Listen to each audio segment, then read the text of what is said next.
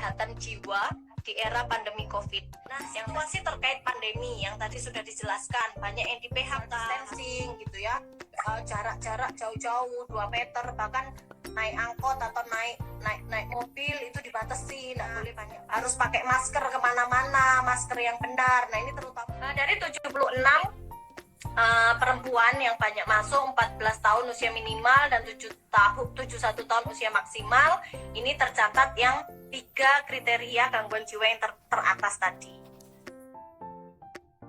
Kami mengenali keluhan kita.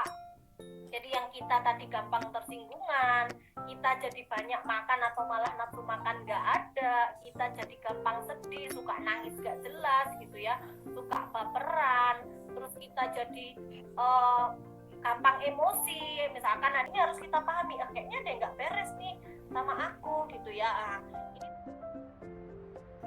Memang kadang overthinking gitu ya, itu muncul ketika malam hari, karena ketika malam hari itu kita dalam kondisi yang sepi, yang lagi nggak ngapa-ngapain gitu ya, yang kerjaan itu lagi nggak banyak gitu ya, jadi akhirnya ngelamun pikiran kemana-mana. Nah, bar gitu ya, nggak yang kemudian jadi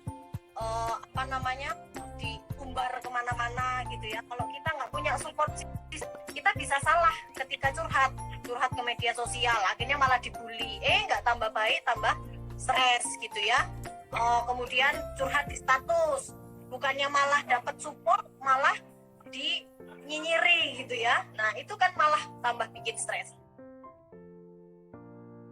Itu bisa bikin kita introspeksi diri. Nah itu bukan nggak bermasalah gitu ya, itu berarti bukan gangguan gitu ya, berarti itu eustress. Nah gitu. Tapi kapan ketika stresor itu, baperan itu jadi masalah? Ketika kita mulai tersiksa dengan itu gitu ya, mulai nggak fokus dengan apa yang Anda bisa kontrol. Misalkan mulai agak cemas, latihan relaksasi 10-15 menit, prioritaskan supaya kita nggak tegang, nggak cemas. Nah ini campur aduk jadi satu, nggak kita tata, pasti kita akan lebih gampang stres gitu ya. Mengikuti anjuran-anjuran atau protokol kesehatan.